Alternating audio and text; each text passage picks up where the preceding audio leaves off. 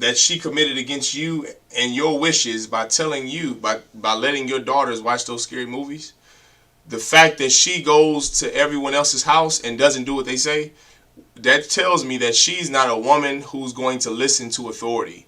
And that happens a lot in the Christian church. In the Christian church, women don't listen to authority because women in the Christian church aren't taught to listen to authority.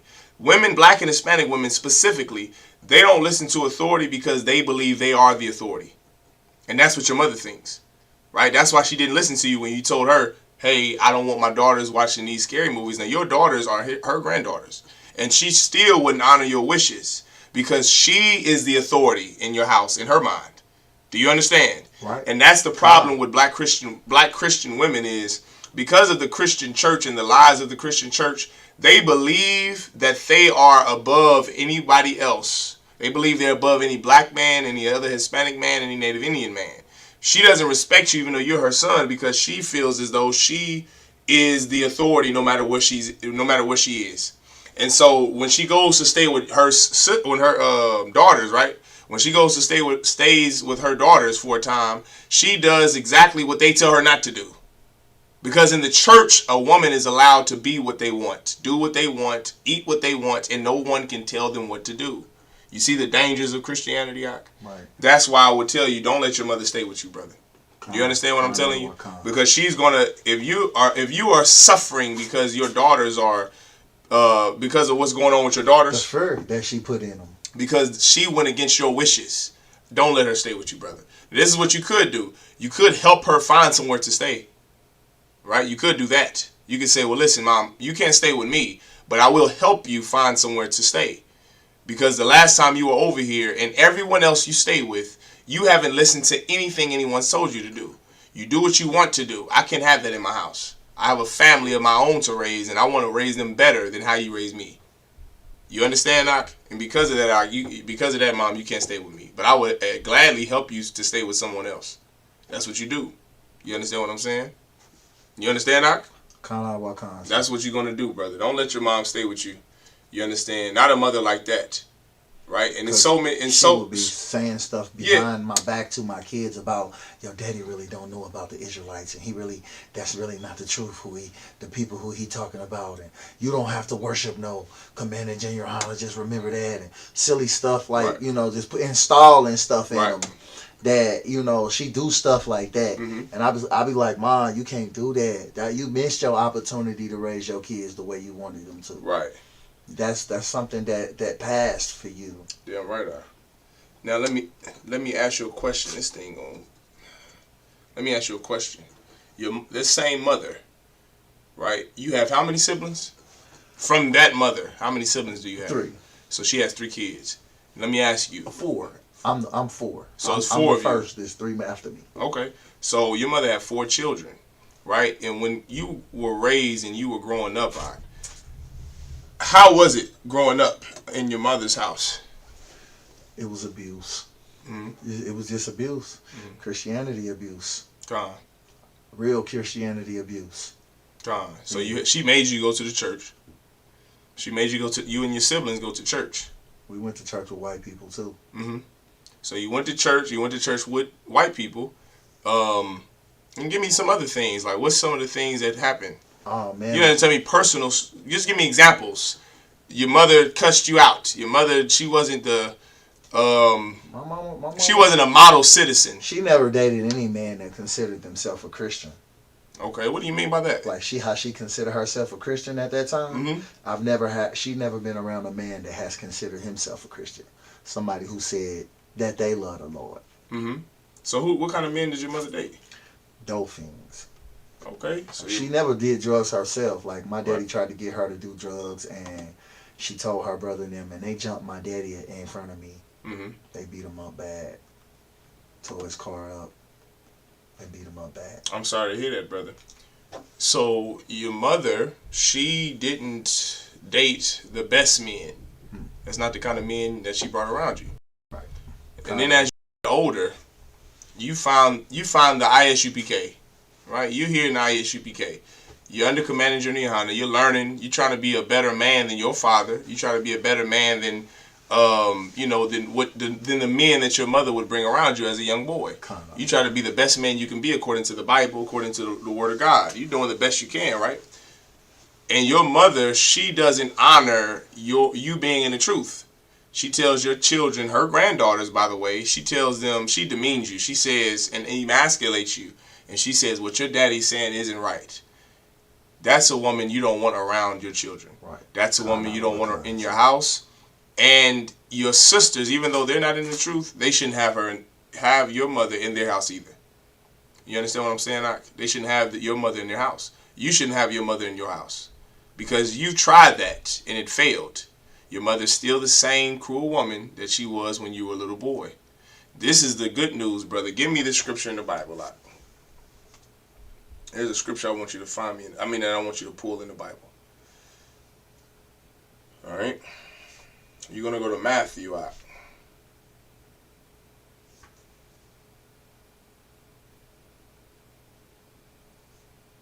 Go to Matthew chapter 12, verse 48.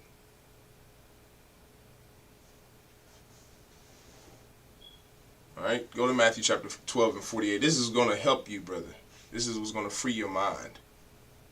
And this is so, and it's not just you. I don't want you to think this is just you. This is all of our stories coming into the UPK. Right? There's always been a disparity between the people in the world, and as we come out of the world, we're coming into the truth. There's always been a great big divide between us and them. Do you understand? You're a young man trying to come in this truth and learn and do the best you can. And there's mothers and fathers that we have in the world, and sisters and brothers and siblings and friends we had in the world that try to pull you out of the truth that you're learning. They try to take you away from the truth. Right? Read what you got. But he answered it. Matthew chapter 12, verse 48. Mm-hmm. But he answered and said unto him that told him. Give me up a verse. Go up a verse. Verse 47. Then one said unto him, Behold, thy mother and thy brethren stand without, desiring to speak with thee. Keep going. Verse 48. But he answered and said unto him that told him, mm-hmm. Who is my mother now, and who are my brothers? What color is this written in? This is in red. This is in red, right? This is that denotes that this is Christ speaking. All right, you understand? Okay. This is Christ saying these words. So what you just read was earlier in the verse. They were at camp. Christ was at camp. Shalom, sis. Yahweh Shemar L'Tabashim Shah.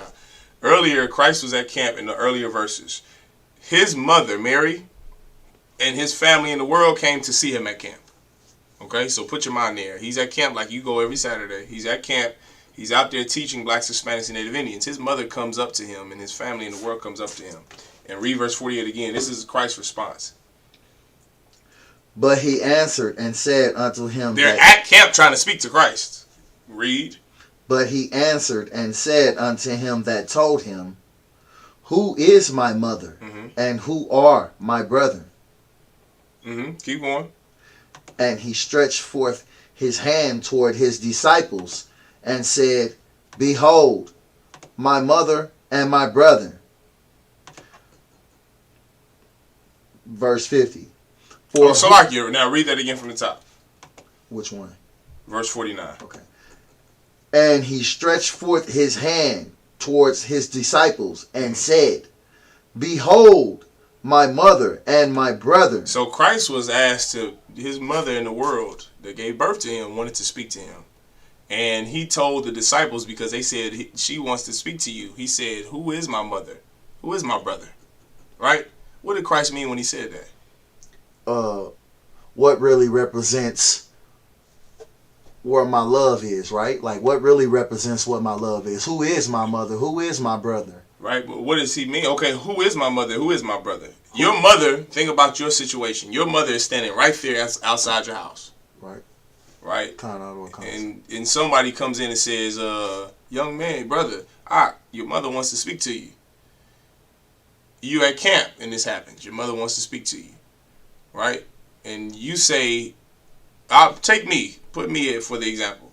right? I'm at camp speaking. I'm up there you're reading for me. I'm up there speaking like we just did last Saturday, right? My mother, the physical mother in the world that I have, she comes up and she asks Elisha, hey, can you get my son off there? Can you get my son off the podium? I want to speak to him. And I say, who is my mother? What am I trying to say?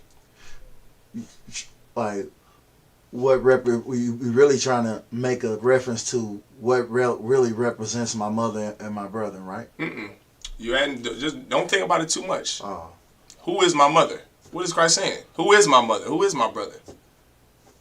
He basically saying, what role do they play in my life? No, that's not what he said. What does mother and what does brother really mean? No, that's not what he said. He asked, who, read that again. Who is my mother? Go to verse 48. But he answered and said unto him that told him, who is my mother? And who are my brethren? What is he asking?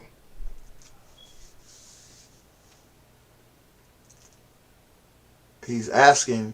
I'm taking it now that he's asking who she really is, as what does she really mean to him, right?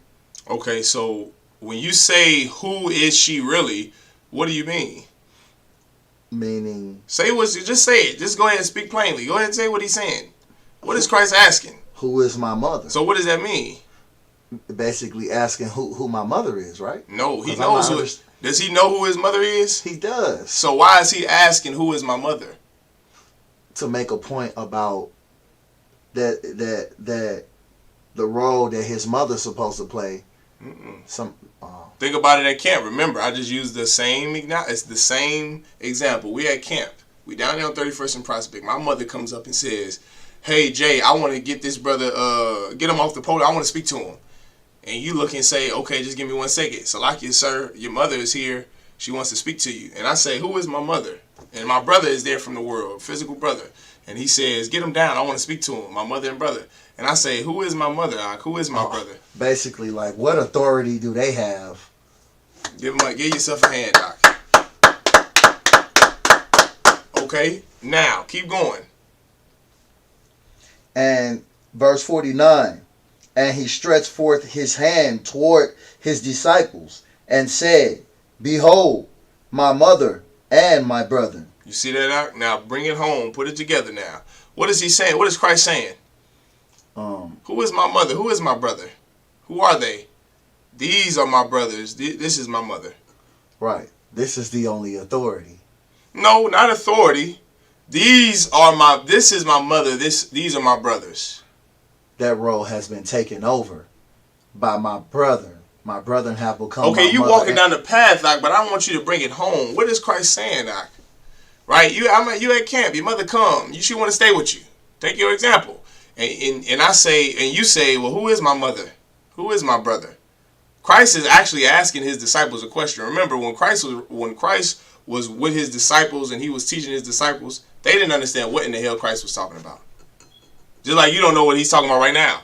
Right? When you're young in the truth, you don't know what in the hell the generals and the captains above you and the officers above you even saying. You're like, what are you talking about? You don't know anything. And that's okay. You're learning. And the disciples were the same way. And Christ would always have a way of speaking to his disciples, like in parables. And so he's asking his disciples, the men who follow him, well, who is my mother? Who is my brother? Just like you looked when I asked you that question, you was like, hold on, what? Who is that's your mama? Is this woman your mother?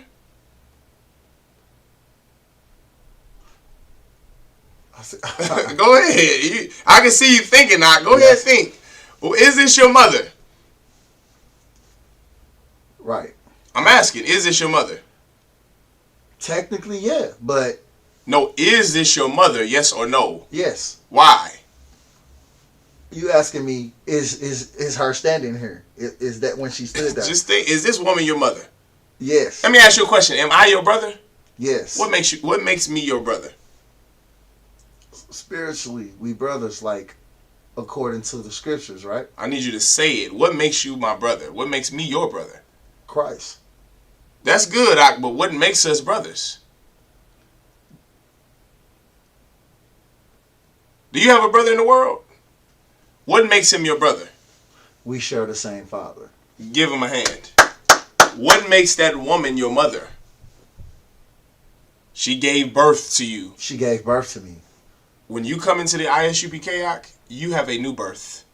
So you have a new mother. You have a new family. That's not yours anymore. You understand? That's what Christ is saying. This woman was not Christ's mother. Was she Christ? Did she give birth to Christ? Yes. But was she in the truth? No. Do you understand what Christ is saying now? That's exactly what he said. Read that scripture again in verse 48. But he answered and said unto him that told him, Who is my mother? And who are my brethren? Yeah, keep going. And he stretched forth his hand towards his disciples and said, Behold, my mother and my brethren. Behold, my mother and my brother. He's telling Mary and his family in the world, this is my family. This is my family. You have to be the same way with your mother, Ak. Right. You came in here and made a decision that you wanted to follow Commander Juliana and be in the UPK. Well, you have to stick with it, brother. You understand? You came in here, you're learning. You're a young man, you're learning. Right? You're doing your thing, brother. You come into camp, you come to classes, you're doing your thing, brother. You're checking in. Right? You're doing everything that a young man is supposed to do, that a trooper will do, that an officer one day will do as well. If Lord allow you become an officer one day. So you're doing the things you're supposed to do to be in here. So now what are you going to do? You're going to go into the do you want to go now back to the mother that you had in the world that was a horrible mother when you were growing up?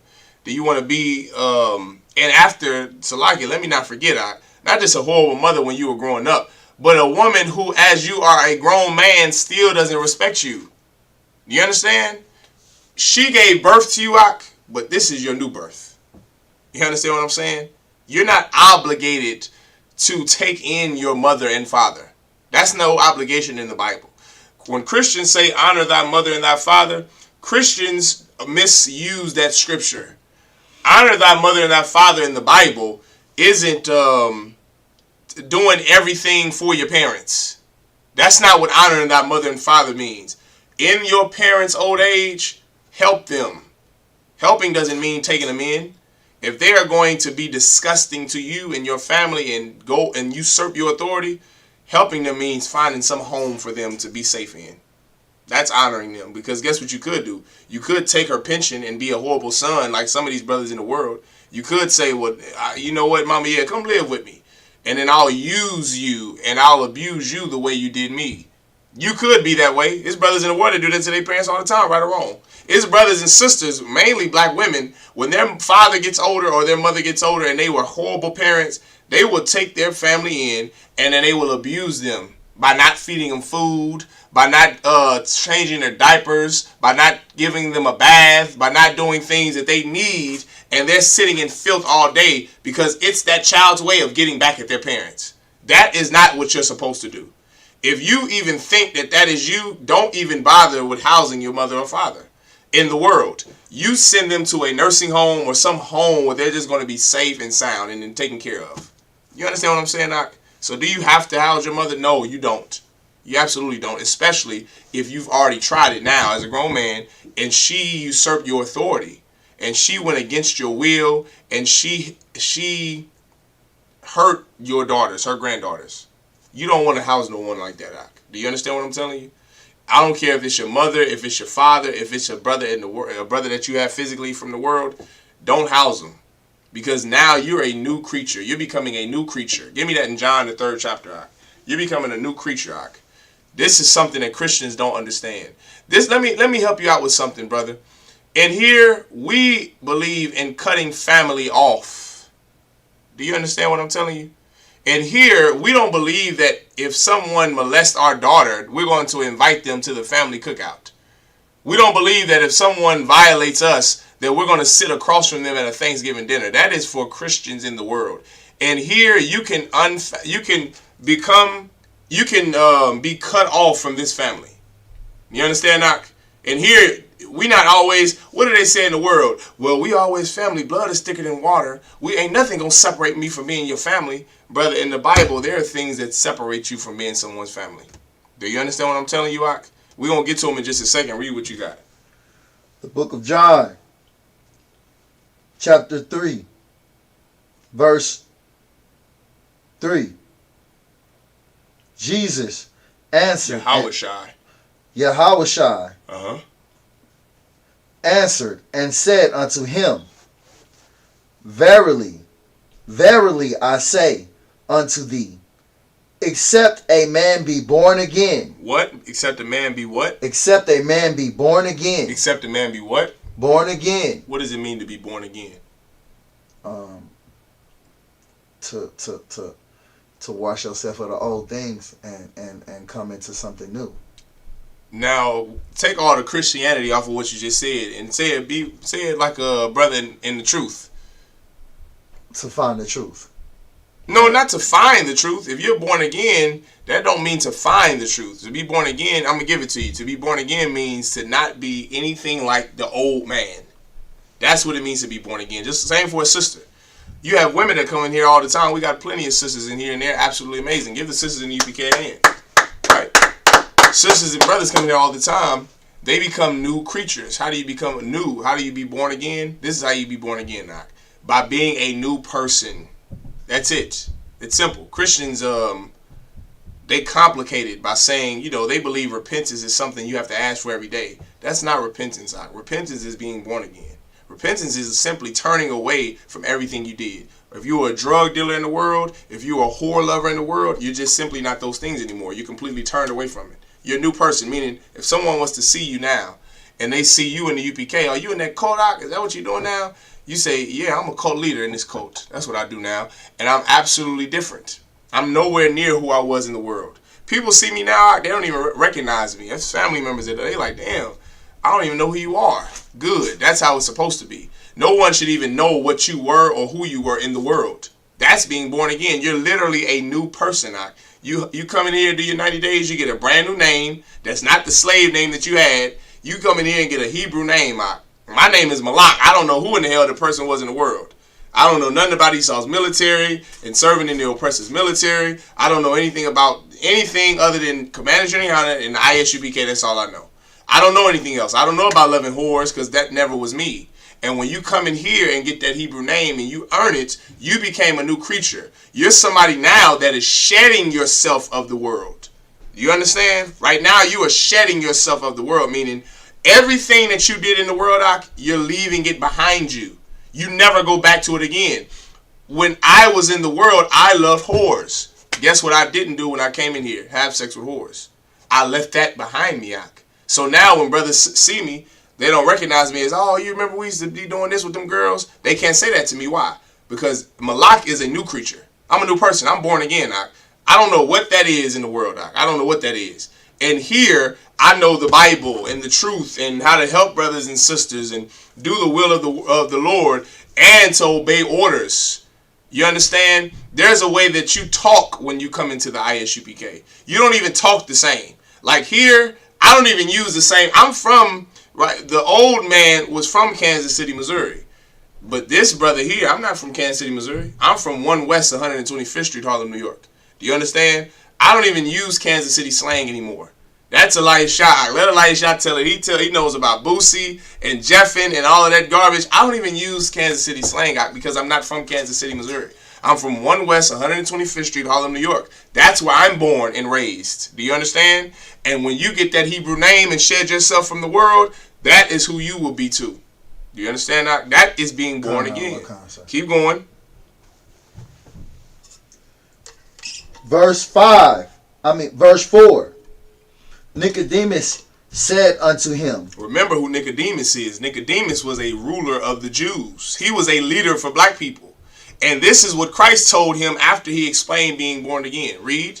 How can a man be born when he is old? You see that, brother? Nicodemus was a brother who didn't have any understanding, yet and still he was a leader of black people. That's just like today. Black leaders are horrible. They're worthless. They don't know anything other than enabling you to do whatever you want to do. That's black leadership in the church now. Like Christian leaders, black leaders now are just like Nicodemus. You can't explain anything to them because all they know is lust and sin and getting high and having sex with promiscuous women. That's all black leaders know how to do, They don't know the things that could elevate a man. Do you understand? And being born again elevates you, brother. You become a new person, a new creature. you revolve, right? That's what a real revolution is. A real revolution is not the Muslim mosque, where you go into the Muslim mosque and you come out a better drug dealer. The Christian church, that's not a real revolution. You go down a wet sinner and being baptized in the Christian church, and you come up a wet sinner. You go down to see you. If you go to the Christian church and you're a drug dealer, you're gonna go in there and get baptized. You're gonna come up a drug dealer. You go in there an LGBTQ alternative lifestyle person, you're gonna come up out of that baptism water an alternative lifestyle person. There is no change in the world. No one changes. But in here, what Christ was describing, that's here in Isupk. This is real change. You actually make a revolution. You're going to see yourself, if you stick around, brother, and you stay in this truth and you hold this truth down, you're going to see yourself in a year, brother. And you're going to not even recognize who that person was standing here right now. You're going to see yourself next year and say, damn, I made it this far. I got my name. I earned my name. I'm a new person. Despite everything it took for me to get it, look at how much difference a year makes. Look at how the change I made. Look at how I don't even speak the same. I don't use the same St. Louis slang. That's where you from, right? Brothers, when you go back to St. Louis, they won't recognize you. They're going to say, who is this cat? This ain't the brother who used to be on the block. This ain't the brother who was committing all those crimes, that was shooting up all those people. This brother here is a different person. He's a changed man. And that's what the Lord wants to see. He wants to see a changed man. And that's what Christ is explaining to Nicodemus. Christ is trying to explain to Nicodemus, who is a leader of black people, trying to explain it to this leader of black people that you have to be a new person. You can't be a horrible leader like you've been to black people all those years. You can't be a whore-loving person. You can't be a brother who's a sinner. You can't be a sister who puts men on child support. You can't be a horrible mother anymore. If you come in here, when you be born again, you have to be a brand new person. You have to make a revolution. You have to change, a literal change. Do you understand? A turn. Give me something that turns. This right here. This is something that turns, right? One way it looks like this. And guess what it does, Isaac?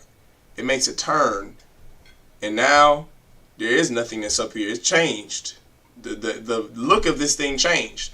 Just from me turning it. That is a revolution, to revolve. Like a revolver, a 6-shooter revolver. It turns. That's how you have to be. If you come in here, you have to turn just like that. You have to change. You don't speak the same way. You don't act the same way. You don't dress the same way. You don't treat people the same way. You don't live the same way. You don't do things the same way that you did in the world. Everything has changed. Your language, how you speak, everything has changed. I don't even speak the way I did in the world, Doc. And here we have one, like I was telling you earlier, we don't say elder because that's not one West. And here we don't use the word square. Oh, he's a square. Be there, be square. We don't say that in the UPK. We even have a one West vocabulary. We say no sweat. Hardcore. That's a mighty man. What's going on, soldier? Shalom. Yahweh Shem Yahushua Barakatah. Yahweh Shem Yahushua Barakatham. Yahweh Shem Alatah Shem Yahushua. Oh, you looking glorious, sis. Hardcore. Oh, brother, you looking mighty, man. You looking strong. The way we speak is a culture in itself. We don't talk how we did in the world. If we talk how we did in the world, we'll be in here effing everybody's wife. We be telling, damn, she sure look good. That's how brothers in the world talk. Dang, look at this cat here. He's such an idiot, man. Look at him. He gonna do it wrong. Look at him. We don't pray for a brother's downfall like we did in the world. We speak differently. And here we say, oh, go help that brother out. This brother needs some help, man. Go help him out. Oh, look at this sister. You looking glorious, sis. You looking hardcore. Most High in Christ, sis. Go ahead, sis, with the kids. Most High in Christ. Get his brother hand. Get his sister hand. Our culture is different than in the world. We're completely different people because we are new creatures. We're not the same people. Do you understand that? We don't look the same way. We don't act the same way. We don't dress the same way. Everything about us is revolved. It's changed. We made a revolution, Doc, and that's how you have to be. Just like what Christ told Nicodemus. You understand, Doc? You understand, brother? I understand. All right, now go back to where you were. So, like, go back to where you were. Start from the top. No, not in Matthew. Go back to the scripture you just had. John. Go back to Matthew. Go back to Matthew. I'm sorry, I told you don't go to Salaki. Yes, go to Matthew. Go to Matthew chapter 12. Go back to verse 49. All right, go back to verse 49. Matthew chapter 4, verse 49. All right, because once again, that is the most important thing when you come in here is to shed yourself of the world. This is what that means. And a lot of brothers won't get it initially. A lot of sisters won't understand this. You'll see this, brother. Brother, when you come in, as you come in here, as you become more active in the UPK, brother, you're gonna see just what I mean. And you're gonna see it because I'm gonna correct you on a lot of things. Do you understand what I'm telling you, Ak? You're gonna notice it because I'm gonna say, Ak, remember, you don't do this. Remember, you don't talk like this. Remember, you don't act like this. Go ahead. What you gonna say? Not Matthew 4:49. No, Matthew 12:49. Salakia. That's my fault. Matthew 12:49. I'm gonna correct you, and you're gonna say, damn, what Officer Malak said was right. You're gonna think a certain way until you spend time in this truth, and you're gonna say, damn, I can see how he wants me to look at this now. I can see that I'm not supposed to do things this way. I'm supposed to do things this way. Man, I handle this situation the way a soldier in the truth would handle the situation. You understand? That's being born again. That's your focus right now. As you come into the truth, that's your focus. To be born again, to shed yourself of the world, to think about things the way that we would think about things in here. Which is why it's good you call and communicate and ask questions. That's how you learn. You learn by asking questions, coming to camp, coming to class, asking all the questions that you are supposed to ask, that you need to ask, so you don't mess up and handle a situation like you would in the world. You understand, Doc? That's why I do that. Yes, that's why you like Salakia, because that's good, because now you learn, okay, this is what we do in this UPK. This is what we do. You're going to go from saying they and say we. I was the same way when I came in the truth. When I was a young man, I used to say they. Whenever I describe the UPK, it'll be they. You come in here and you get that name and you shed yourself in the world, and now you start thinking like a brother in here, you're going to say we. This is how we handle things in here. This is us, we. That's how you're going to start speaking. You understand now? Go ahead, read what you got. Verse 49. The book of Matthew, chapter 12, verse 49. And he stretched forth his hand towards his disciples and said, Behold, my mother and my brother. Behold means to look. Christ is saying, look, this is my mother and my brother. Keep going to verse 50. Verse 50. For whosoever shall do the will of my Father which is in heaven, the same is my brother and sister and mother. Now break that down. What is Christ saying here? All who do the same. Same what? All who do the same will of my Father as we do. Mm-hmm. Or my brother, my sister, and my mother. And what's the will of his Father? To keep the law, statutes, and commandments. Give the brother a hand. That's the will of God. Keep the Lord's laws, statutes, and commandments, and to be fervent and to be perfect as your Father in heaven is perfect. That's in Matthew 5:28. Christians don't believe in being perfect or keeping the law. Christians don't even believe the law exists, which is why Christian mothers and fathers make the horrible parents that they are.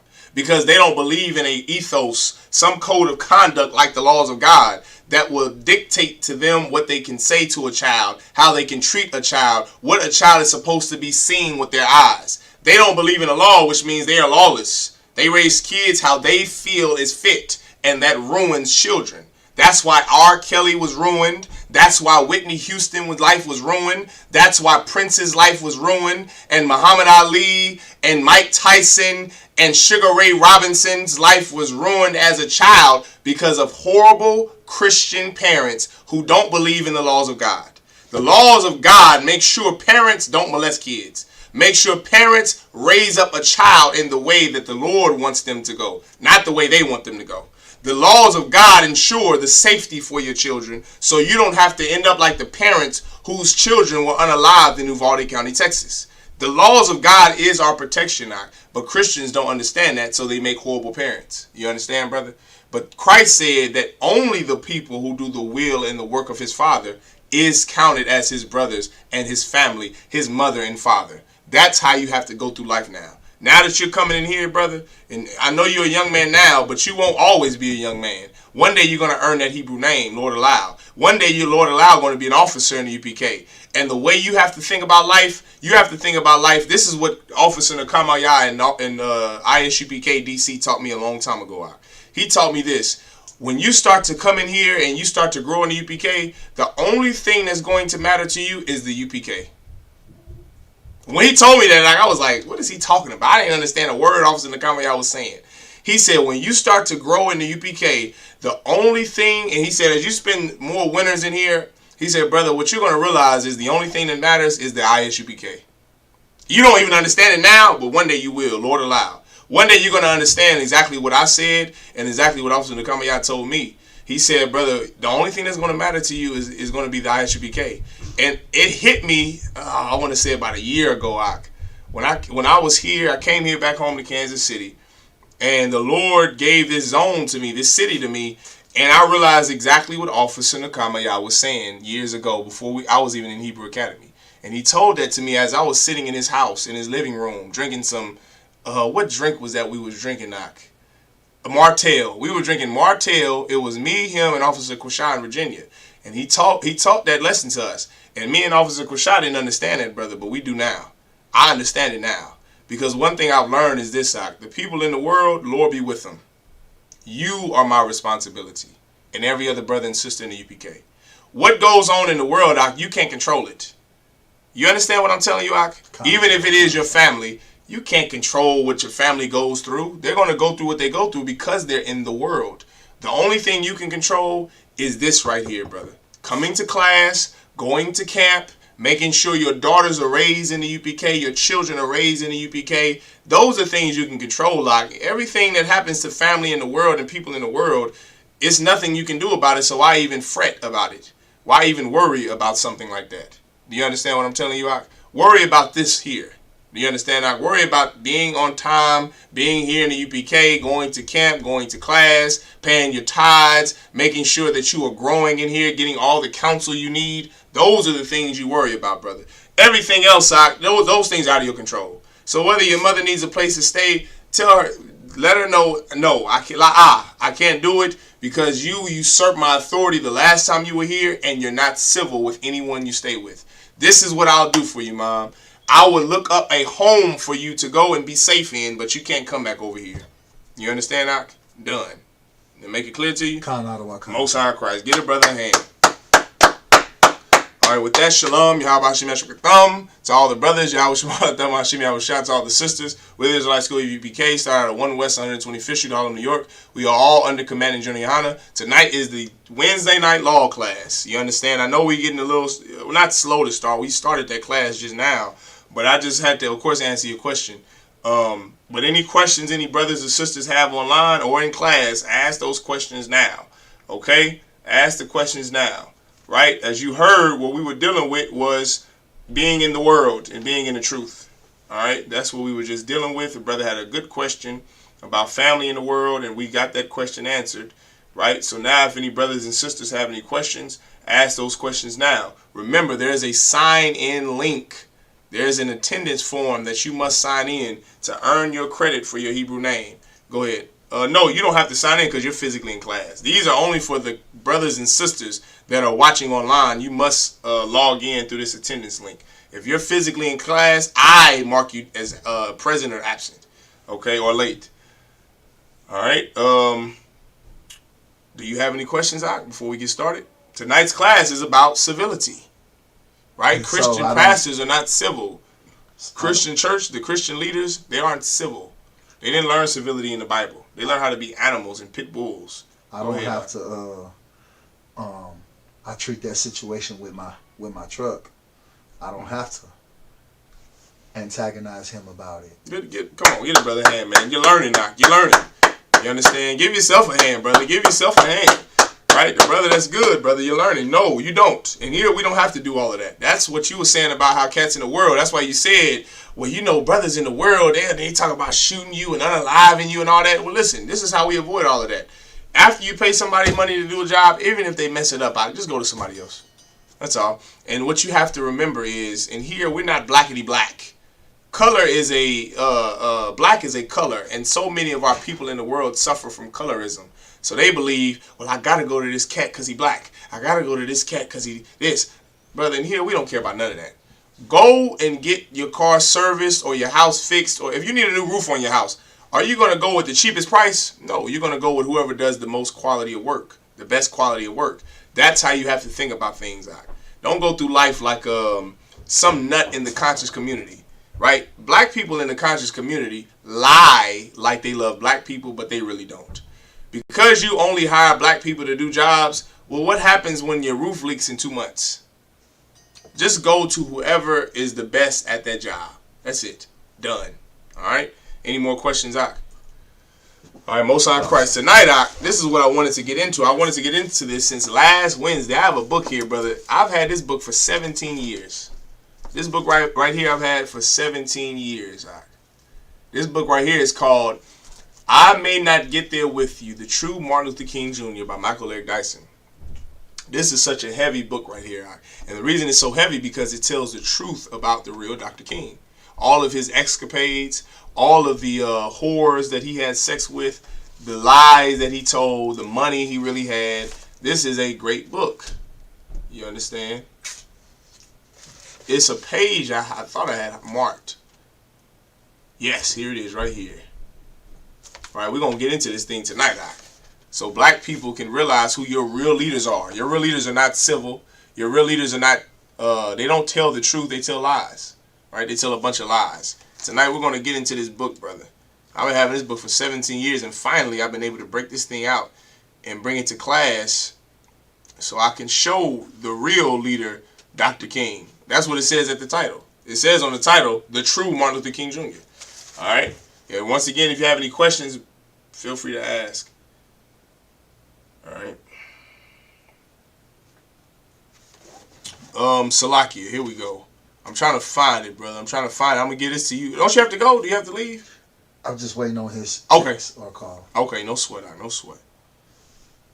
I'm trying to find it, brother. I'm trying to find it. It's a spot in this book, Ak.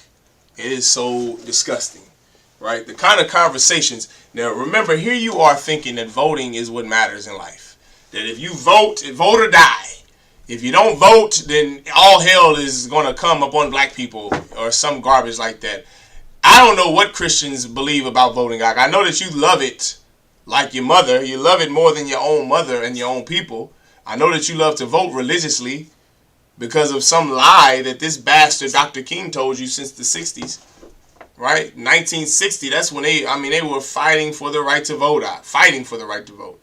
And this piece of garbage, Martin Luther King Jr., he stole all of the people's money that was putting into the SCLC, the Southern Christian Leadership Conference, right? Who is the founder of the Southern Christian Leadership Conference is Dr. King. All of those poor black people from Alabama and Mississippi and Georgia and Louisiana and Florida, Tennessee and Virginia, brother, they would give money, donations to the SCLC so that Dr. King could do his work, could do the work of the Lord and get us the right to vote, right? Get us the right to vote. This book tells you not only the money he stole, there was a lot of money that came up missing during the years of Dr. King when he was still alive and he was in charge of the SCLC. There was a lot of money that came up missing. Another common misconception about Dr. King is that he was poor. In this book, brother, I forget what page it is. I'm going to find that one. But in this book, it tells you that Dr. King was not poor, Ak. I believe it says in here that his annual salary was something like $100,000 a year in the 50s and the 60s. Because not only was he an itinerant preacher and had a church that his father passed down to him, but he also would get money from his speakings, his orations. He was a great speaker, right? And so he would get money from all over the earth, not just in America.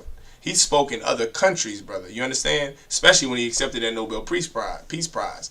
And so he would get money, brother. And they said they estimated his earnings to be like $100,000, $158,000 or some garbage like that.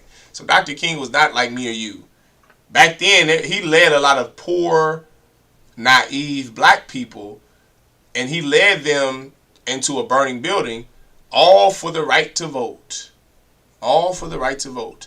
Well, tonight, brother, we're going to break down just how uncivil Dr. King was.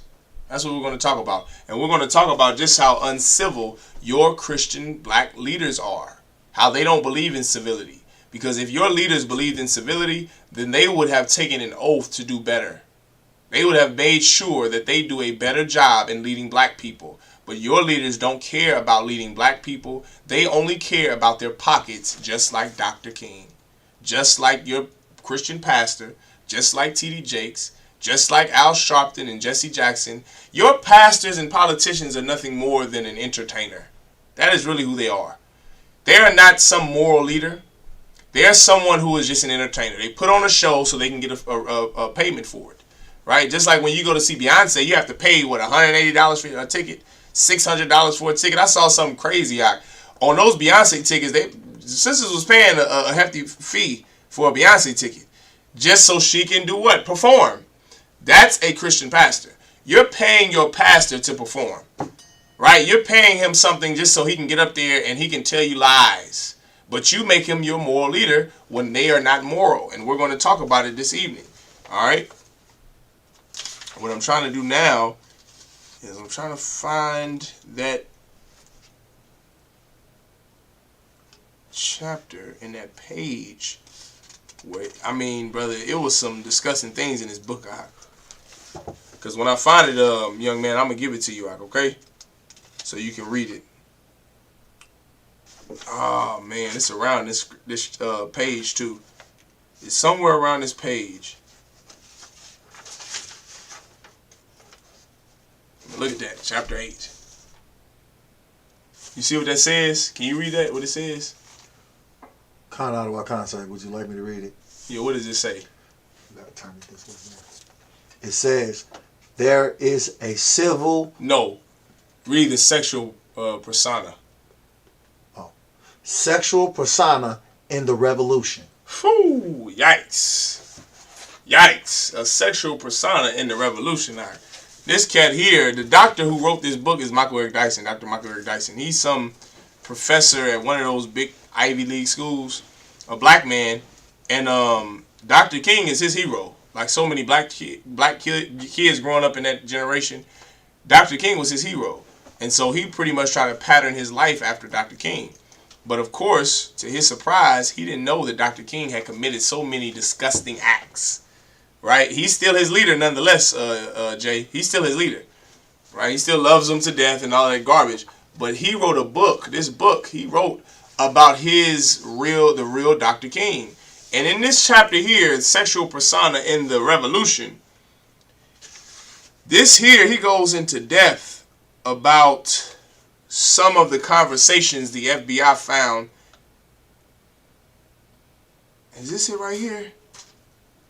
Oh, that's not it. That's not it. The conversations that he found, Doc, in the transcripts by the FBI. The FBI, just so you know, they followed Dr. King. They followed Malcolm X too. They followed Dr. King, and they had his phones tapped, Jay. And so when they found, when J. Edgar Hoover, who was the head of the FBI at that time, when they found out he was this disgusting, horrible man, they blackmailed Dr. King. They sent the tapes to his wife, Coretta Scott King, right? And they said, if you don't stop teaching this, if you don't stop spreading communism, because Dr. King was a communist, and communism in America don't go well together because America's a capitalist country. And so, and this was at the time during the Cold War with Russia. And so they told him, if you don't stop spreading that commie garbage, that communist garbage, and if you don't stop rabble-rousing, then we are going to expose you as the real man that you are. And so they had a bunch of transcripts out of this cat, Dr. King, in hotel rooms talking to women and men. You understand that? Talking to women and men. The brother's eyes got huge. Like, what, men? I'm about to show you. I'm trying to find the conversation. He told some man to suck his you-know-what in the hotel room. And I'm gonna find it, brother. And this is where it comes from. His best friend, Reverend Ralph Abernathy.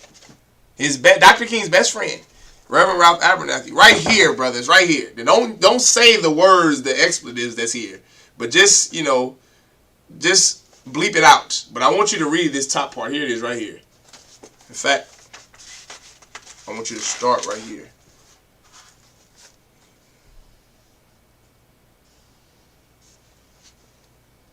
Right here. I want you to read where it says, then he replied. Read that. Start right there. Remember, don't say no cuss words. I don't say the D word and all of that. But I want you to block it out. But I want you to let people know the word that you're reading. So go ahead and read what you got, Doc. I may not get there. Page 163. Then he replied, Hoover played us a tape with sound indicating that someone was having Yeah, you want to say intercourse? It's just spell it out. Just say sex. Sex. There you go. In the room of the King's suite. But it clearly wasn't King, because we hear him saying to a man, Hoover, identified as Abernathy, who is Reverend Ralph Abernathy, who is Dr. King's best friend. Go ahead. Come over here, you big black MF. MFer. Say that. Say that. MFer. There you go. Come read that part again, Doc. Come over here, you big black MFer. And let me go down on you. No, you can say suck my, but don't say the D word.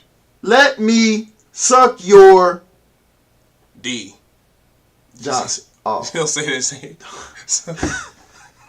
it's rough out. Let me tell you something. Look, these are your leaders. Brother Jay, these are their leaders, Doc. This is who you're going to vote for. This is who you made your God. These black religious Christian leaders who are telling other men to come here to hold that, brother, that are telling other men in a hotel room that the FBI have tapped to come here, big black MFer, and let me suck your you know what. These are the men that you got statues in every black ghetto for and named every street on every black corner after. Men like Dr. King, who is a lascivious, disgusting piece of garbage. Keep going, Doc. Rowan writes that he thought to himself that an FBI director who is suspected of being a homosexual has gone to Congress to try to destroy our great civil rights leader by portraying him as a homosexual. Rowan says that he defended King to Ronnie, arguing that he couldn't speak against a tape he hadn't heard. Rowan also argued that whenever black men gather in a party, the language, the back and forth may have no relationship to reality. Let me see it now. Let me see it now. This cat here that was there, he tried to say, well, you can't really, even though it's on tape, you can't say it was actually Dr. King because, and even if it was Dr. King, that's just okay. You see this, brother? You see this? That's exactly the leaders that you're gonna vote for, right? Even though it could have been Dr. King. That's just how that's how men talk, brother. What black man talks like that? How many men joke like that? Black men that joke like that. How many black men joke and say, "Come here, you big black MFer, and let me suck my in a hotel room"? That doesn't sound like black people talk, Doc. That's not what that sounds like, does it? Does it sound like black people talk to you, young man? That doesn't sound like black people talk, Doc. That sounds like a lascivious alternative lifestyle liar who lied to a bunch of black people to get their money so that he could vote, so he could have the right to have sex with anybody he wanted to have sex with, white men or white women. That is your leader, brother. That is your leader. This cat, Dr. Martin Luther King Jr. That's him, right?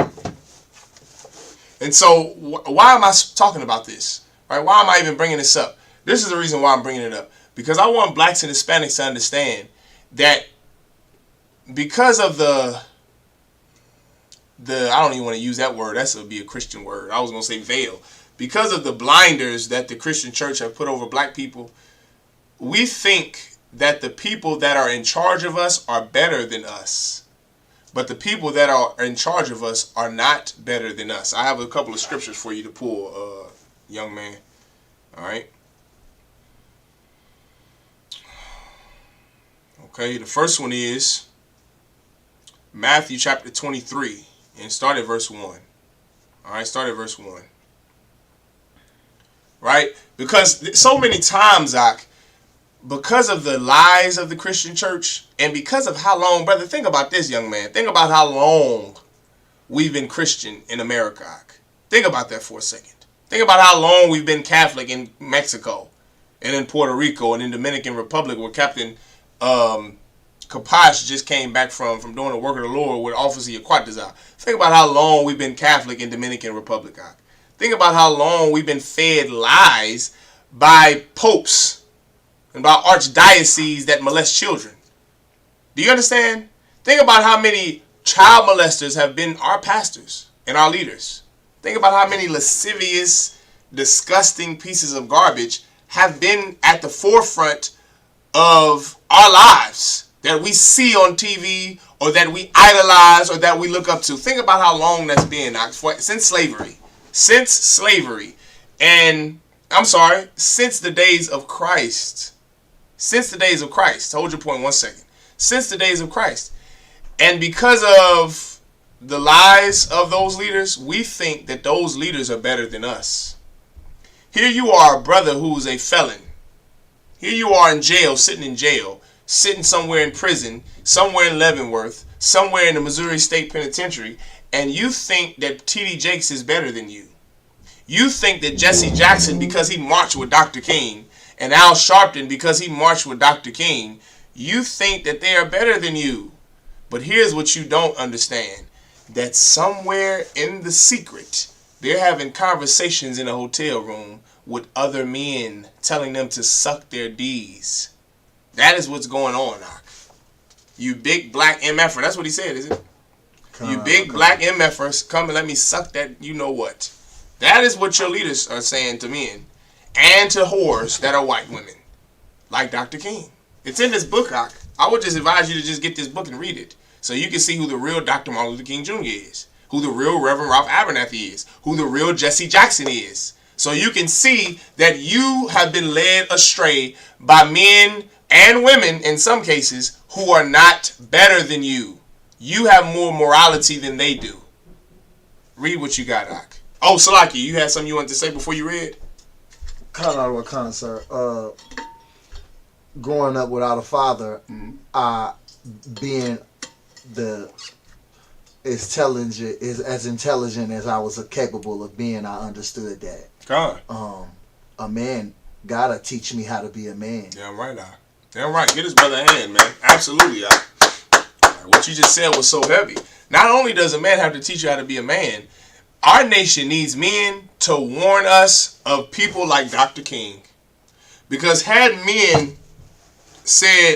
brothers said, there was a brother named Adam Clayton Powell, Sr. or Jr. up in Harlem, New York. He was a man, Doc. He was no coward. And this cat here, he was a brother. This brother here, they got a street named after him in New York and Harlem. That brother there, he absolutely detested Dr. King in his approach to the civil rights movement. He absolutely detested him. He loathed him. Do you know why? You know why? Wow. Because Reverend Ralph Abernathy. Because Adam Clayton Powell Sr. was a man. That's why. And he was a brother who refused to bend over backwards for this oppressor. He refused to send black students out into the world and get their backs beat and hoses sicked on them and dogs turned on them just to sit at a white man's lunch counter. That's why you need real men, because a man in your community won't allow you to go waste your life with some, drug dealer. Waste your life with some liar and some thief. A man won't allow his daughter to go out there with a thong on at 16 and 17 years old while the whole football team runs a train on them. Not only do you need a father to raise a man, you need a father and a man in that house for everything. For everything. A man keeps the neighborhood safe. Men make sure that daughters don't grow up to be whores. Men make sure that sons don't grow up and sell drugs. Men make sure that their children don't go and beg for a place at the oppressor's lunch counter. That's what a real man does, Doc. So what you said was absolutely true. Like, give yourself a hand, Doc. Not only do you need a man to raise boys, you need a man to raise everybody. The mother, the daughter, and the son. You need them for everything. But because of the lies of the Christian church, men like Dr. King weaken men. Do you understand that, Doc? Do you know how emasculating it was for some older 60, 70, 80-year-old black man who picked cotton before some white sheriff was even born to be called a boy by that same white sheriff? Guess what Dr. King told him? Just love your enemies. Just keep getting called a boy by the same oppressor who you had to pick cotton for. Just love them. Go be the best cotton picker you can be. That's Dr. King, Doc. Dr. King absolutely emasculated black men. He emasculated us, Doc. And he's the reason why so many black men had to turn to violence just to feel like a man. Because of the amount of emasculating that he did to us, man. Same with your pastor today.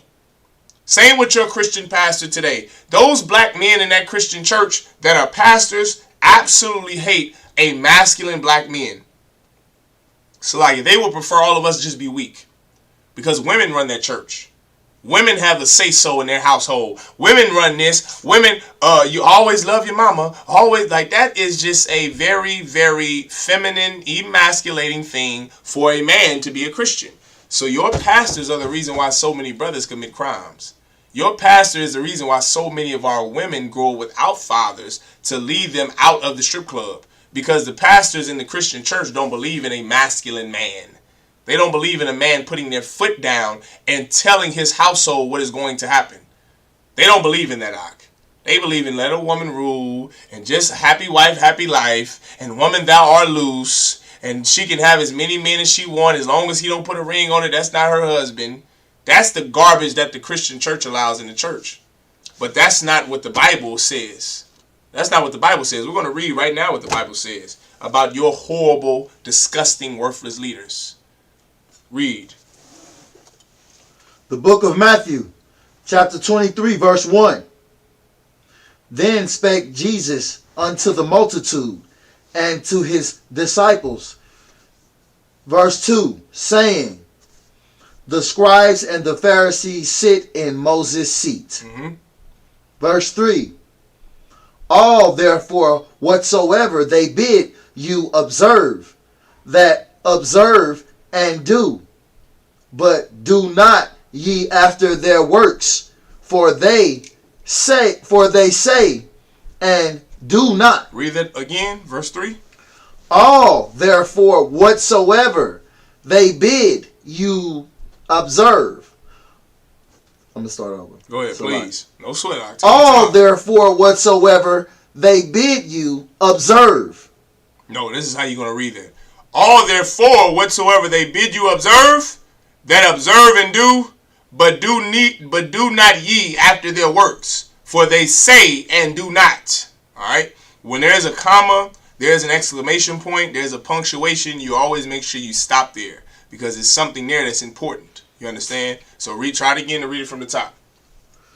All therefore whatsoever they bid you observe, that observe and do, but do not ye after their works. There you go. For they say and do not. There you go, Al. Give yourself a hand, brother. Good job. Right? So this is Christ speaking, and Christ is saying what? He said that the Pharisees and the scribes, who are, in case you don't know, the Pharisees and the Sadducees, they are Christian leaders for black people at this time. They're the religious black leaders for us at this time. All right, just like now, you have T.D. Jakes, Creflo Dollar, Jamal Bryant, Dr. King, Malcolm X. That is who the Pharisees and Sadducees were then. Go ahead. Do you put them in the seat with the fake Israelites too? Yeah, yes, absolutely, because so-called fake Israelites are just Christians, and they had. Now, I wouldn't say that that's who they were then, because of course they're just Christians. They're just Christians. The so-called fake Israelites are just Christians. But they don't have the type of following that T.D. Jakes has. You understand? Like T.D. Jakes and Jamal Bryant and black Christian preachers, they're the actual Pharisees and Sadducees of then. Fake Israelites are just homosexuals. You understand? Now, that's what they are. I mean, T.D. Jakes and the pastors are too, but they have a following, a cult following of millions of people. You understand, brother? That is who you ask any black grandmother in America. Does she know who T.D. Jakes is? She's going to say what? She's going to know. Now, you ask them who the hell the IUIC is. Do you think they're going to know? They're not going to know, right? Why? So? They're not going to know why. Because they're not interested in stuff. Yeah, because they're just a bunch of sodomites. The fake Israelites are just a bunch of sodomites that no one knows. Right? And here pretty soon, the Lord is just going to rid himself of them. All right? But the Christian church have been around for a very long time. Those black leaders that you hear about during Christ's time, the Pharisees and Sadducees, brother, they were around during the Maccabees. Do you understand? The forefathers of the Pharisees and Sadducees, that royal seat. That's why Christ started off by saying what? He said the scribes and the Pharisees sit in Moses' seat because they have a long lineage of prestige, right? Just like Dr. King. Dr. King, brother, you realize that he came from a long line of black preachers in Georgia since slavery. Did you know that? You didn't know that? Yeah, Dr. King and those black Southern preachers, why do you think in those Southern churches, see, we're not from the South, so we don't experience it as much as the Judites down South. But if you're a Judite down South, you know what I'm talking about. Black people down South go to churches for generations. Do you understand? A cat's great-grandmother went to that church. And the pastor that's pastoring the church right now in 2023, his great-great-great-great-grandfather was the pastor of that church in Alabama or Mississippi or in Georgia back in 1889. Do you think I'm making this up? You can just look this up. I'm not. Those Ebenezer churches and AME churches, they're kept in a family forever. No one else becomes the pastor of those churches. Did you know that? I kind of knew of it. Yeah, you're a black man. I know you know something about it. Now, we ain't from the South, but I know you know something about that Christian church because we grew up Christian in the world. We used to do that. And the same church that my mama and mama's mama. Your kids would have been destined to go there if you didn't come into the UPK. You understand now? They would have went there and been lied to and seen things they shouldn't have seen if you didn't come in here and follow Commander Juliana. Do you understand that? That is the black life. That was the Pharisees and Sadducees. They were a group of people, a group of men who descended from a noble family in the Bible. Do you understand what I'm saying? I forget. I would have to get my breakdown for Hanukkah. I forget the name of the family, but that is who the Maccabees were. You ever read about the Feast of Hanukkah? You know about the first and second Maccabees in the Apocrypha? I've read it, but I'm not really familiar with. Ain't no sweat. There's no sweat. Those are the Pharisees and Sadducees thousands of years before Christ even arrived on scene. So we have a history of just keeping something in our family for a long period of time. Some business, some business, right? Some job, right? Like Smith, even in the oppressor society from 1,000 years ago, that word's the last name on the man or on the family is his forefather's job. You ever heard of John Smith or Johnson or Goldsmith? That was the job of their forefather. And so that name stuck with them for generations, right? That is a very popular thing in life. It's just something that gets passed down from generation to generation in one family. Well, that was the job of the Pharisees and Sadducees, just like the job of the pastors now. Those black Christian religious leaders like Dr. King, they didn't have to grow up in squalor like me and you because they descended from a prestigious family, right? They grew up Dr. King didn't grow up in poverty. You understand what I'm telling you, Dr. King? Dr. King's contemporaries grew up in poverty, in Georgia, in rural Georgia. They grew up in poverty. Do you understand? He didn't. And he'd been trying to kill himself since he was 9 years old because his father told him that he couldn't go to a movie. Can you believe that? Dr. King, brother, if black men would have done more research in the 50s and 60s on this cat, maybe none of us would be integrated into America now. Maybe you wouldn't have crack corners right now and the crack epidemic and the HIV AIDS epidemic and the fentanyl epidemic had we done more research on Dr. King. Because Dr. King was a spoiled brat since he's been born. Since Dr. King's been born, now he was a spoiled brat who his parents told him that he could not go to. It was either a movie or a parade. His daddy said, no, you can't go. And so he jumped out of the window of the 3rd floor of their house and tried to kill himself. And he suffered from sleep apnea since then because he was a spoiled brat, like so many rich kids, like the Pharisees and Sadducees. The religious black leaders of our people and their kids are the worst of our people. The absolute worst. Those religious kids and those pastors' kids and those preachers' kids and the deacons' sons that's been in this church for 4 generations, like Dr. King and Ebenezer Baptist Church in Georgia, they are the worst. They are the absolute worst. Those daughters of those pastors, I don't think I have to tell you about them, do I? The pastor's daughter, I don't think I have to tell you about the pastor's daughter. They got a TV show about that. See, come on, get a brother a hand, man. Give the brother a hand. Like, they have a TV show about pastor's daughters. You know why? Because everybody knows that they are the worst. In every community, they are the worst. Because they're taught one thing and they don't never do it.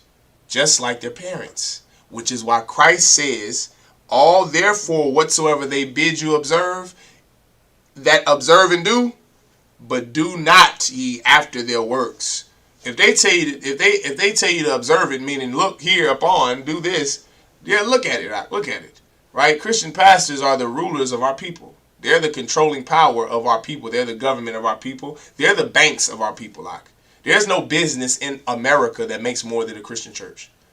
I'm not exaggerating. I'm serious. There's not a business, Apple, Microsoft, Amazon, that makes more than a Christian church. Their annual revenue is $500 billion a year. Black Christian churches are our resource. There are banks. That's where our leaders are. That's who we look up to. That's where we go for advice and for counsel, is the Black Christian church. They are the most decadent thing in the black community. Do you understand? Since the time of Christ, they were. That is who the Pharisees and Sadducees and scribes were. A bunch of decadent blacks and Hispanics who ruled, and black people looked up to them.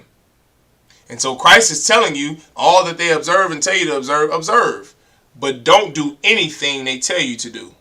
After their works, don't do what they do. You understand? What is Christ saying? Saying, look but don't touch. You don't have to put it in a cliche, but yes, I'll accept that. Give the brother a hand. Instead of saying look but don't touch, what could you say to stay on topic? See. Look but don't participate. Good job. I was going to say look but don't do, but that's good enough. I'll give yourself a hand. Right? Look but don't do.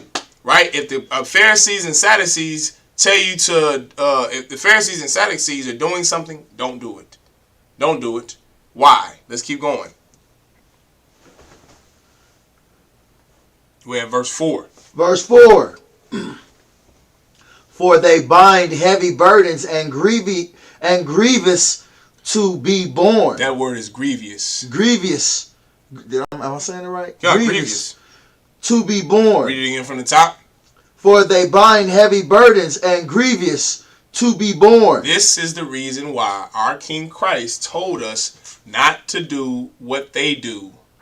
Because they are hypocrites. Just like Dr. Martin Luther King Jr. Just like Malcolm X.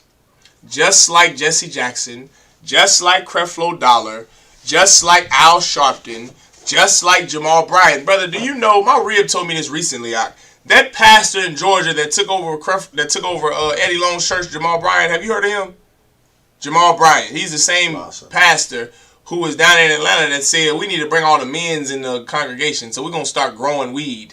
We're going to grow marijuana with all of. You ain't seen that video, Ak? Oh, brother, there's a video of a pastor from last year or 6 months ago. And this cat is a Christian pastor, and he's on an interview with some black woman, some naive black woman. And he said, you know, this is the thing that my church has been working on. We've been working on growing marijuana. He said we are the #1 landowners out of any black church.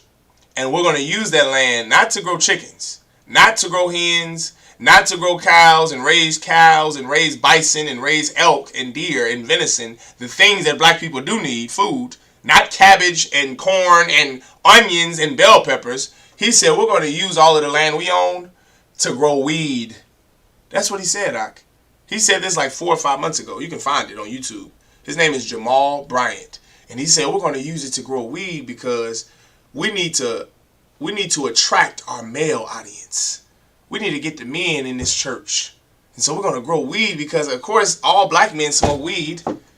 So we're going to get the weed and grow the weed so we can bring in all of these men. That's what he said on an actual interview that was on the phones that you can look up on YouTube and Instagram. A real interview, not a fake one, a real one. And he said we need to grow weed because we need to bring in more black men. Go ahead. So they trying to obey the laws of the land, but not the Most High laws. Give the brother a hand. That's exactly what they're doing, right? For they bind, read that part again, Doc. This is what Jamal Bryant literally does. For they bind heavy burdens and grievous to be borne. Yeah, that's what your pastors do, Doc. That's what your leaders do. They bind heavy burdens, like the burden of voting. Could you imagine waiting in a line for 8 hours to go vote? They have old grandmothers in a voting line for 8 hours to go. You ain't ever seen those voting lines, Doc? Those voting lines are ridiculous. You're waiting 5 hours to go do what? Cast a ballot for someone. When they get in power, they won't even do anything for your community. They bind heavy burdens. That's a heavy burden, Doc. You know what else is a heavy burden? The burden that Dr. King used to bind on the people when he would tell young black 16 and 15-year-old kids that were still in school to go and march and protest, knowing that they would get dog sicked on them, knowing that the water hoses would get turned on them, knowing that some of them would be killed. Guess what Dr. King did? He binded the burden of them taking on the responsibility and duty of a man. They bind heavy burdens. The Jehovah's Witnesses do it today. The Jehovah's Witnesses sent 80-year-old grandmothers in the ghetto to get killed and shot. Don't you know that's such a dangerous job to send a grandmother out to the streets of Kansas City and the streets of St. Louis where they kill someone every night to go and try to teach the word of God? That's not in the Bible. That is what a man that he believes in the Jehovah's Witness religion, that is what that man came up with. That is not what God came up with. God told a woman to keep her goddamn mouth shut, and like it is her duty in life, not to go and teach other people the Bible, not to go and bang on doors in the ghetto at 80 years old to teach somebody the Bible who won't listen to you anyway. They bind heavy burdens on our people. Keep going.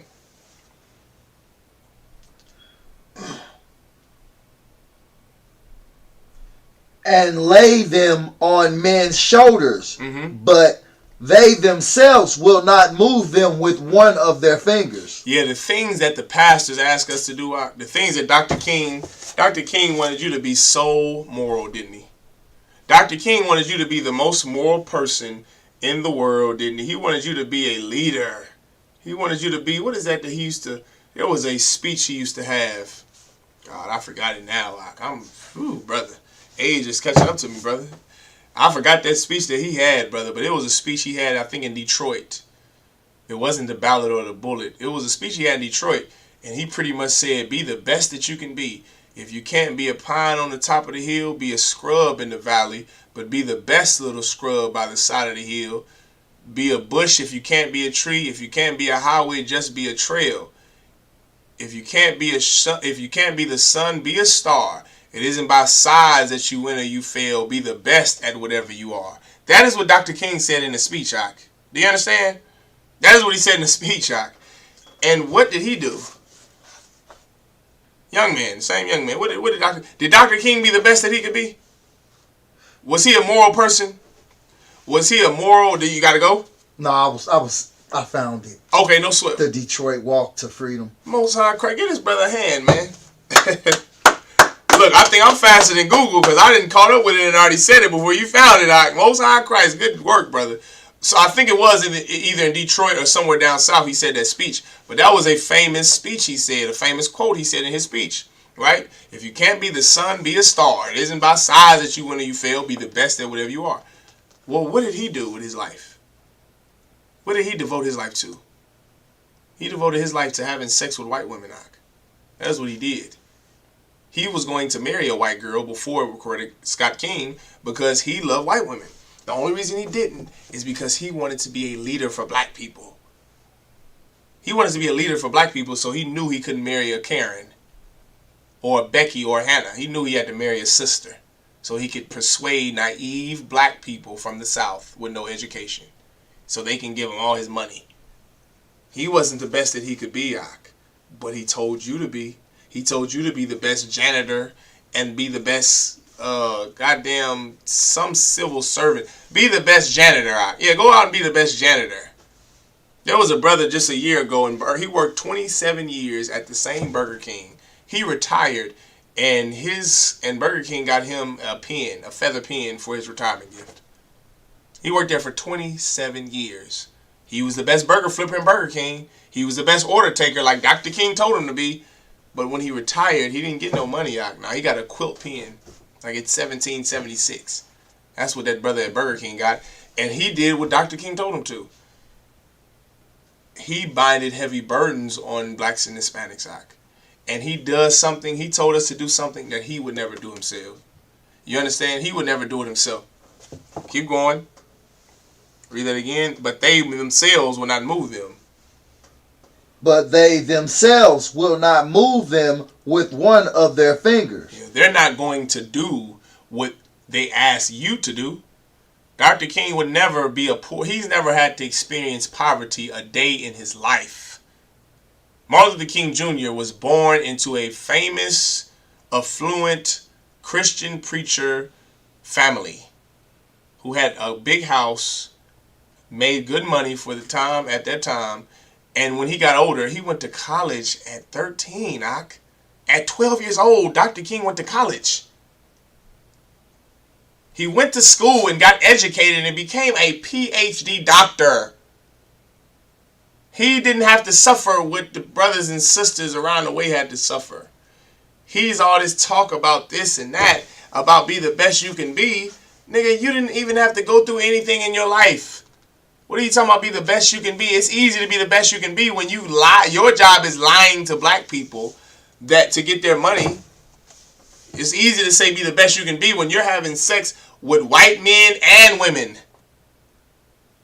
You're in there telling men to suck your rod. You're in there telling women to suck your rod. And you never thought things would be exposed. He never thought that those things would come to light. He never thought that. Because he thought he would just keep living his life lying to black people.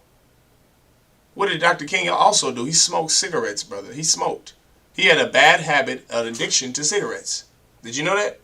I believe that. Yeah, I think that's starting to come out now because of the UPK. Give the manager a hand. I think a lot more people are starting to realize the truth about Dr. King, how he was the worst leader you could ask for. He was not a good person. He wasn't a good husband. He wasn't a good father. And he was a terrible leader. And we made him our God. The same way that those leaders in the Bible, Jay, were terrible leaders. Those Pharisees and Sadducees were Dr. King. They were horrible leaders who didn't obey God. Read. Verse 5. But all their works they do for all their works that verse 5. But all their works they do for to be seen of men. They broad their phylacteries. Listen to what I'm saying. They make broad their phylacteries. Their phylacteries. Mm-hmm. And enlarge the borders of their garments. Why? To be seen. That's why they have Salakia. Keep going. Keep going, sir. Give me 1 second now.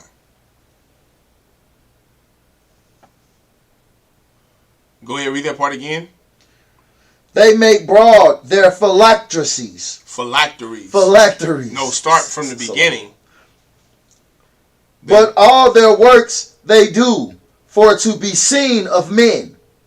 They make broad their phylacteries and enlarge the borders of their garments. Verse 6. And love the uppermost rooms at feasts, and the chief seats in the synagogues. Yeah, for time's sake, we gotta cut the class a little early. I gotta go to a council. But just so you know, we'll pick this up next week, next Wednesday night law class. Or I might even do it for the brotherhood class. But what the brother was reading, as he was going on, he was going to go on to when Christ said they omit the weightier matters of the law, meaning they don't do them. Like every Christian leader and pastor, they tell us to do something that they wouldn't do. That was Dr. King. That was the black leaders. That was the Black Panthers. That was Huey P. Newton. That was Malcolm X. That's T.D. Jakes. That's all of our leaders out in the black and Hispanic community. They do nothing they tell us to do, but they don't have a problem with putting a burden on us and telling us to do it. They're horrible leaders, and you are better than them. You sitting in prison, you sitting on a couch smoking weed, you're better than that leader of yours. You're better than that grandmother's Christian pastor. You're better than your wife's pastor. You're better than Dr. King. You're better than Malcolm X. All of you brothers in the Nation of Islam are better than Malcolm X. You're better than them. So why not go and be better? Why not do something instead of following in their footsteps? Why not be a new creature? Why not be a new creature? Why not learn to do something different than to say Assalamu alaikum? Why not learn to do something different than to celebrate the history and the memory of Dr. King? Forget about his memory. What about the memory of Christ? Why not go and do the things that Christ told us to do, man?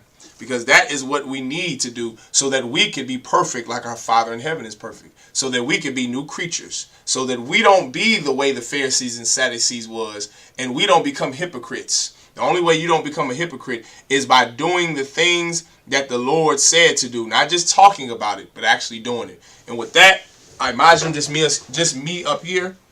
All right. Read the security announcements and then we out. All right.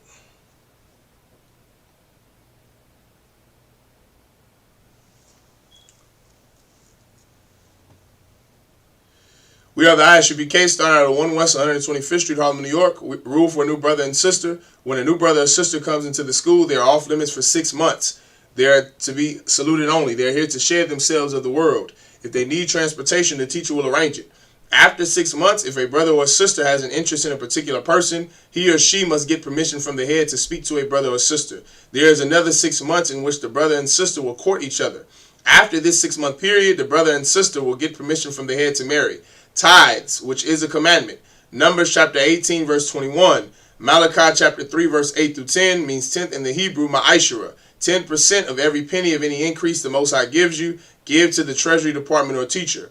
Priest fund, free will offering for priests, not mandatory. Whatsoever amount you would like. Upcoming holy convocations. Right now, we're currently in the Feast of First Fruits, okay, and that ends this month. Remind Akim and Akwaf to check the bulletin board in the hallway. If anyone wants to be a trooper in the school, start wearing all black. Boots, shirts, pants, headband, and war scarf. With that, Imajim, which means to stand. All right, men of Israel, we're going to give one courtesy salute to the brothers. Men of Israel, Imajim Shabbat, Imajim, Barak, Yahaba Shimi Al-Shab Barakatham, Yajimatah, Sar, face the sisters. This is where the sisters will be sitting. All right, men of Israel, we're going to give one courtesy salute to the sisters. Men of Israel, Imajim Shabbat, Imadium, Barak, Yahweh Shamar Alathan by Hashem Yahushai. Yajimatah, dismissed.